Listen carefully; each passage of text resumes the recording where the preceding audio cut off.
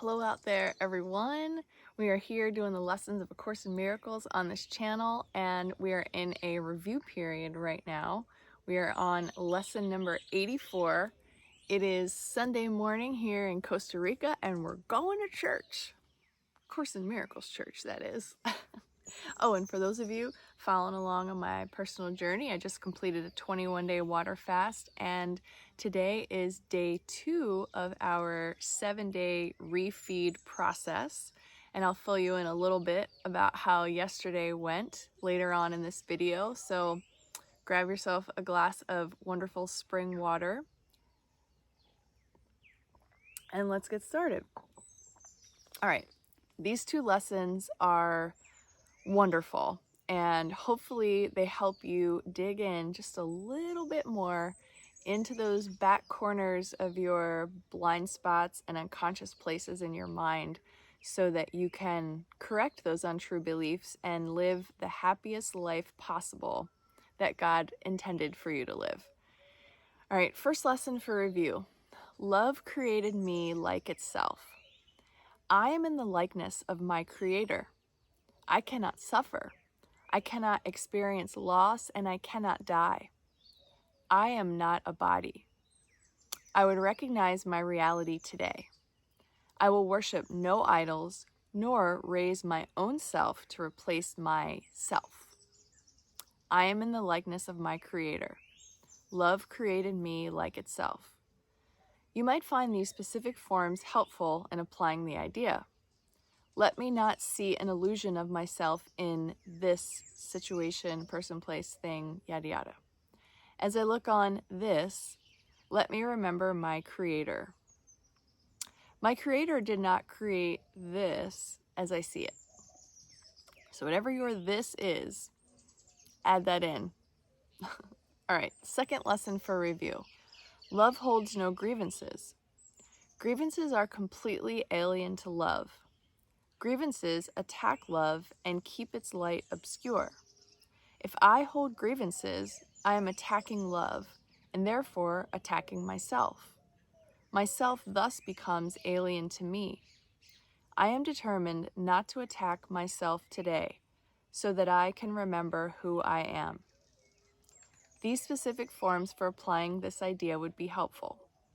This is no justification for denying myself. I will not use this to attack love. Let this not tempt me to attack myself. So some interesting things I want to bring up here that I noticed immediately. First, in the first lesson for review, the sentence, I am in the likeness of my Creator, is repeated twice in that paragraph. And so I think it's really important that your image of yourself, not the one in the mirror, but the big self, the capital S that it states here. You have your little self, your ego self, your personality self, the images that you have made, the lies you tell yourself, and then you have big self, which is not even in a body. It's the light, okay? When I did a meditation this morning on this, what came to me was the idea of the sun and how we see the sun every single day. I mean, I guess unless you live in Alaska, maybe there's other places on the earth where you don't see it every day, but for most of us, all right, that is actually how bright we shine. And because it's been described to us in many different spiritual texts, and including some of the literature here in the Course in Miracles, we're creating our own story, and there's only one sun. So that is the one reflection of our one true light. And I think that we need to start feeling selfish in that way, like we are the sun, in the sense that what the sun is showing us is a reflection of who we are. And whether we choose to believe in it or not, whether we choose to act like we're, that or not, is up to us. I mean, that's really the ego that's hijacking our experience. But the the big self that we are is this beaming, bright. I mean, you can't even look at it. It's that bright. It's that amazing.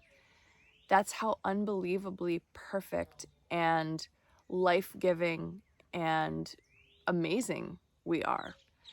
So love created me like itself. It seems impossible that we're seeing our reflection in the sun.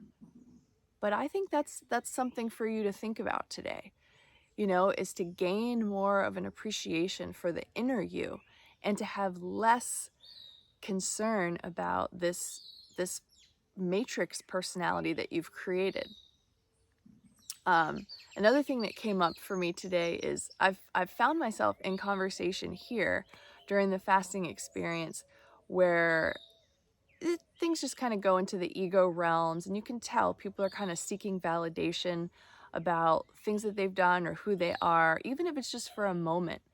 And it's like I found myself wanting to talk about my master's degrees or my experience with this or that. And it's like, wait a second.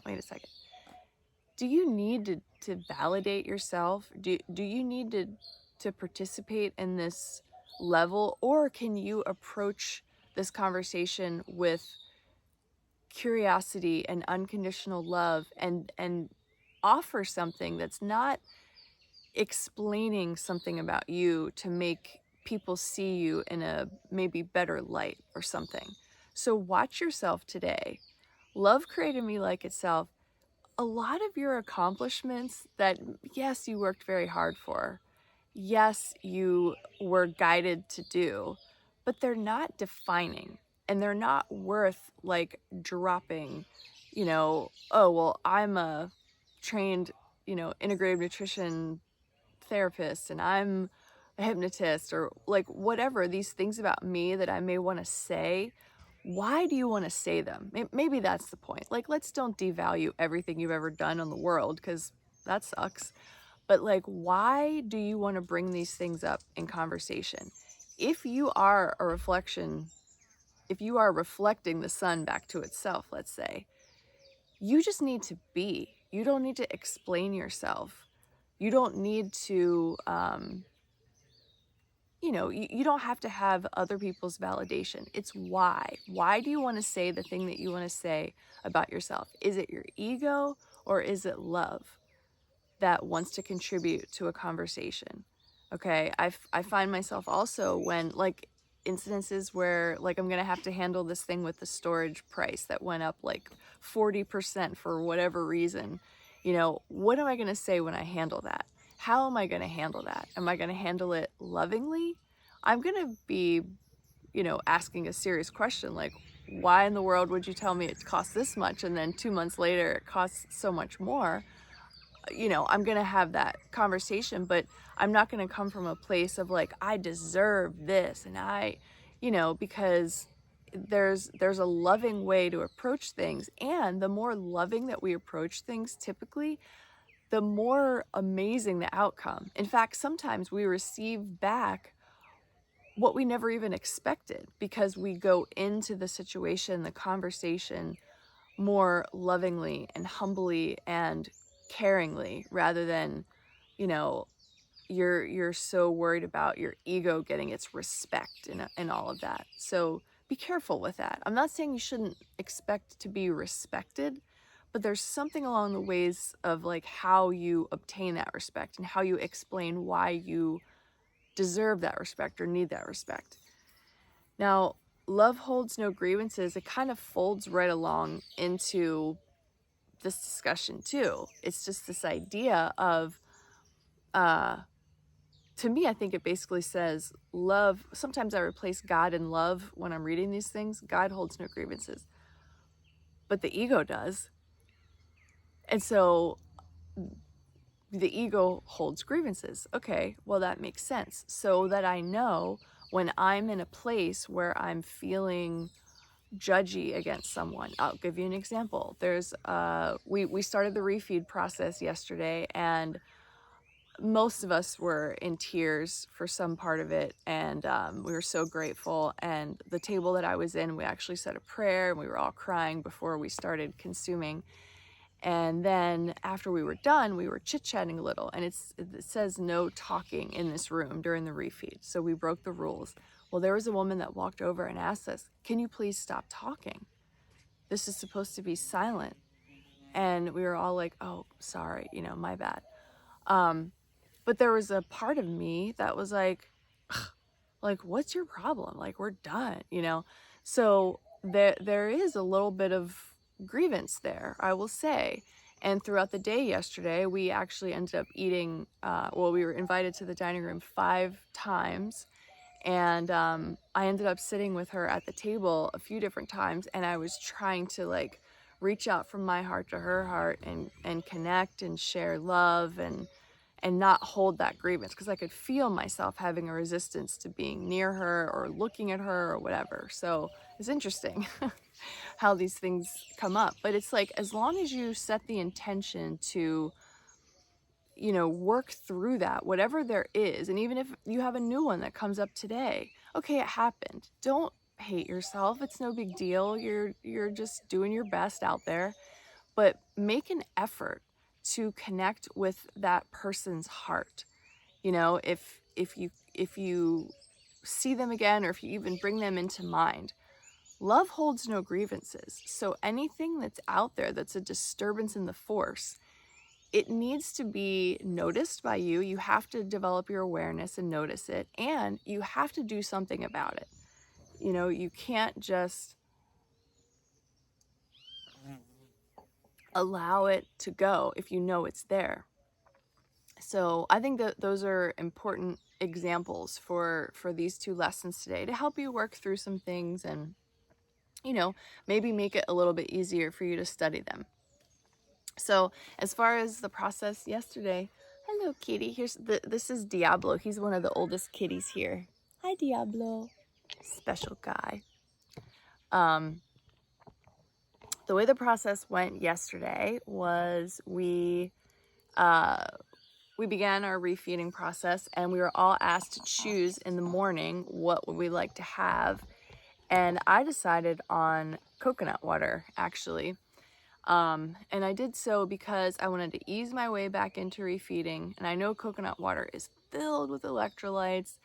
That's fresh coconuts that they get the water from here, so I wanted that. And you get to have one thing, and that's what you have all day at all 5 servings.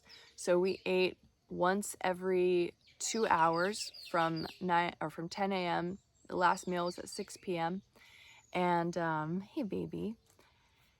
And so that was that. And honestly, the first 2 glasses went down really well. I drank them slowly because your digestive system, your body is not ready to be like inundated with any food.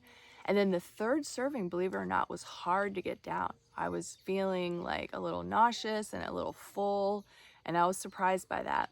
But throughout the rest of the day, I began to feel better and better. So today I'm gonna enjoy a different variety. I'm gonna have papaya, watermelon, and coconut water. I'll probably put the coconut water in the middle of the day. Once again, we have 5 servings, but this time it's gonna be separated by an hour and a half. So we'll start at 9 and we'll end at 7. And never on a normal basis would you eat this much, but it's because we're reintroducing the body to receiving the calories again, and still rehydrating all the old waste inside of us to help it move out as quickly as possible. So we're still basically in a detox process. But I have to tell you, like, my energy did take a little dip yesterday. I was feeling nauseous for a little while, but I woke up today feeling much stronger. I took a walk last night, and it just feels like things are starting to come back online. My bowel elimination isn't quite back online yet, but I know it will be, because I'm going to be eating an all fruit diet for the next several days, and that's going to do it. But we're all like slowly going back into this. So the refeeding is such a huge part of fasting. So if you're ever going to try this at home by yourself, I caution you, definitely do your research, read a few books before you do this, because it's a significant event for the body. But when you begin eating again, please do it very, very, very carefully. So that's what I'm learning here so far. And let me tell you, the authors that I read prior to coming here, I mean, I did just kind of sign up on a whim when I saw my friend Bobby Smith interviewing the director here, whenever it was, like in January. Before I even saw that, I had read books on fasting written by Arnold Ehret, Bernard Jensen, Herbert Sheldon, and Ann Wigmore. And she's not necessarily talking about fasting, but all of these individuals are kind of like a cohort, and they were writing about retaining the modality of natural health in the world around the late 1800s, early 1900s, because they could see what was happening with the pharmaceutical companies coming in and just replacing and essentially removing things from medical school training. And I know it gets into some very nefarious intentions, but whatever the case, that's what happened. And so these people created centers where humans could come to and heal instead of going to a hospital and getting pills and getting shots and getting surgeries and all these like procedures and dramatic things that really weren't necessary, because the body has the ability to heal itself. Now, if you're in a traumatic car accident or something like that and you need trauma care or emergency care, hospitals are amazing for that. And I mean, my heart goes out to any doctor, nurse, specialist that works in an operating room, in an emergency room, EMTs. All these people are literally angels walking among us. Incredible people who have the skill set to handle just unbelievable trauma and get people back to a state of stabilization. So I'm not talking about that. I love that. I'm grateful for that. This is the thing that's happened in our culture, where there's this victimization or victim consciousness, where we think if there's anything wrong with us, we have to fix it or help it or treat it, or, you know, oh, I don't feel good in this little tiny way, I need to take medicine, or, oh, there's something wrong with me, let me go have a doctor diagnose me with something that I have for the rest of my life. I mean, stuff like that it doesn't make sense to me. The one exception would be, this just came to mind, is type 1 diabetes. I think Lauren has said people coming here with type 1 diabetes, they're going to continue to take their insulin, and I don't think you can actually change that. But type 2 diabetes, there's been lots of healing that's happened from that. Lots of heart conditions. When you start hydrating the body and you're bringing all that water in, it rehydrates the plaque that's inside of your arteries and moves it through systems of elimination. So the kind of healing that the body can do on itself when it's given water and rest from digestion is amazing. It's really limitless. So that's what I've learned here, and I'm so glad I got to share it with you. I'll keep you posted on the refeeding process and how everything goes. Good luck with your meditations today. Love created me like itself. Love created you like itself. Love holds no grievances. Love is God. God is me. And I hold no grievances. And I make every effort to repair as quickly as possible when I notice them in my mind, using my heart.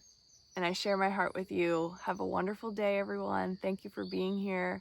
And I'll see you back again tomorrow.